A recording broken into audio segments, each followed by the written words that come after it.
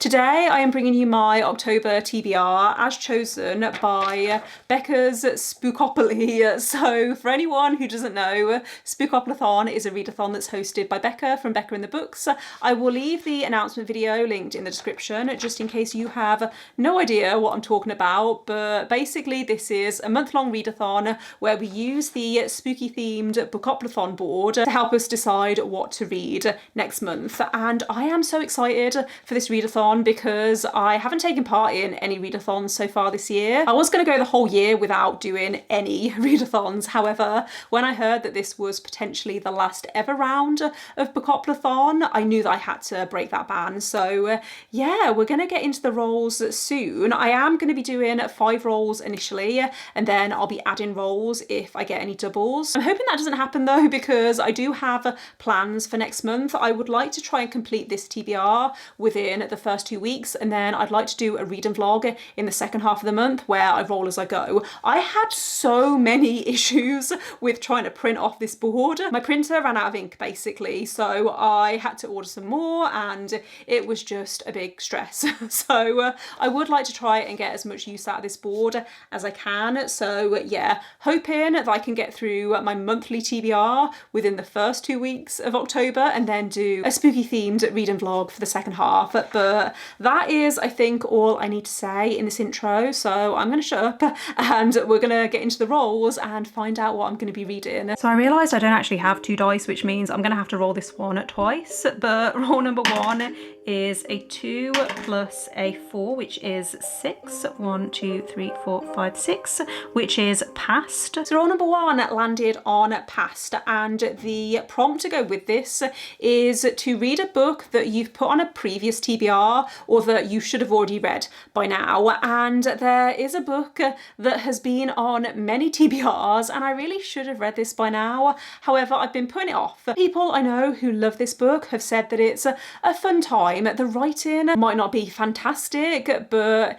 if you go into it with the right expectations, then you're probably gonna enjoy it. So the book I'm adding to my TBR is Fourth Wing by Rebecca Yarros. Now, I do have plans to read this for a reading vlog. However, that reading vlog isn't going to be coming out until the end of the year. I will still talk about this in my wrap up, but yeah, I need to read this before the end of the year, and October might as well be the time. Also, I feel like the gold is kind of autumnal. I don't know whether this is actually an autumn vibes book. I feel like it's not really an any vibes book, but there's dragons and there's a military school, and those are buzzwords for me. So yeah, hoping I enjoy this. I haven't been liking a lot of fantasy romance recently, but I think maybe I'm picking up the wrong books. So I'm going into this with an open mind and hopefully it does work for me. Roll number 2 is a 5 plus a 6, which is 11, which is community shelf.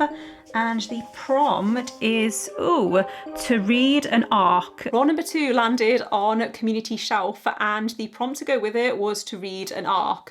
So I actually had a few books that I could have chosen for this, one of which is A Day of Fallen Night by Samantha Shannon, which I got an arc of this around the time that it came out, possibly 2 years ago now, and I have been putting it off because I'm scared, it's chunky, and I need to be in the right mood for it. So that is not going on my TBR. What I am putting on my TBR instead is The Songbird and the Heart of Stone by Carissa Broadbent. So this comes out in November, which means it is a book that I should be prioritising in October, and I have been so excited for this book. I actually also have an e-copy on my Kindle through NetGalley, but the way I screamed when I opened this, I was not expecting it. I'm so excited to read this book. This is book 3 in the Crowns of Nyaxia world.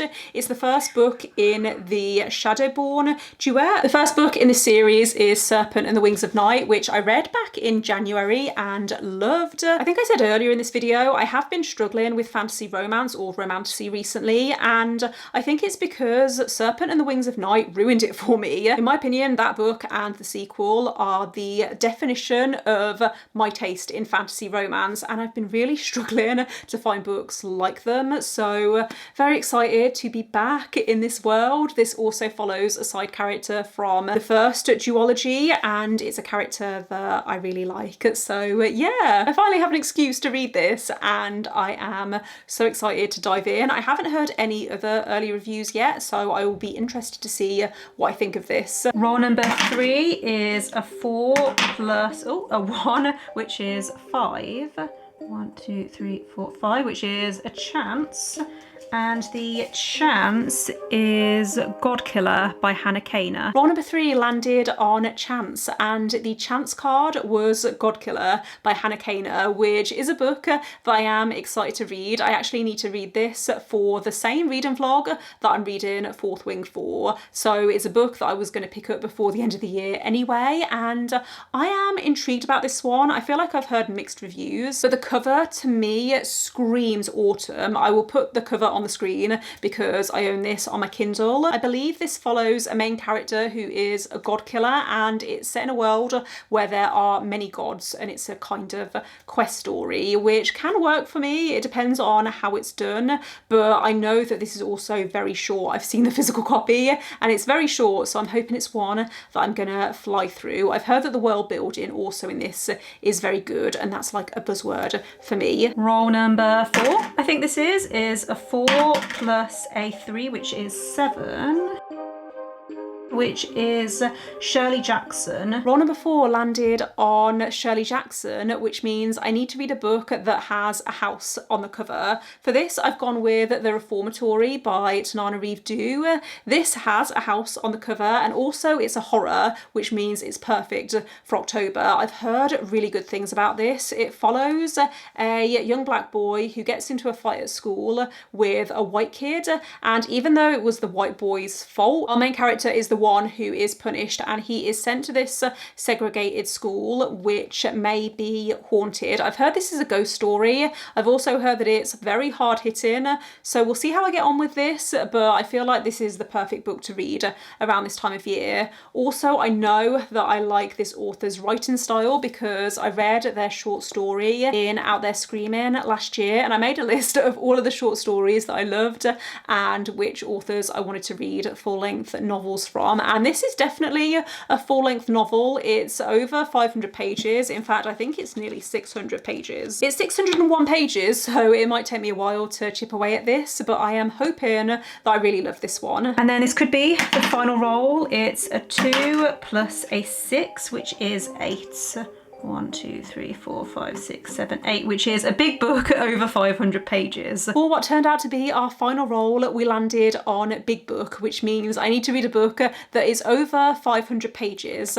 Thankfully, most of the books that I want to read before the end of the year happen to be over 500 pages, so this wasn't actually a bad prompt. It could have been worse. The book that I have chosen for this prompt is The Ferryman by Justin Cronin. So this is sci-fi, I believe. It's set in this world where there are various islands, and the people who live on these islands, you have one island where the people are very privileged, and then you have another where the people are living in cramped conditions and they are crying out for a revolution. But the main character that we're following is a ferryman, and he is responsible when people reach retirement age, they are taken somewhere else, and he is responsible for taking them to this place, but no one actually knows what happens when they go to this place.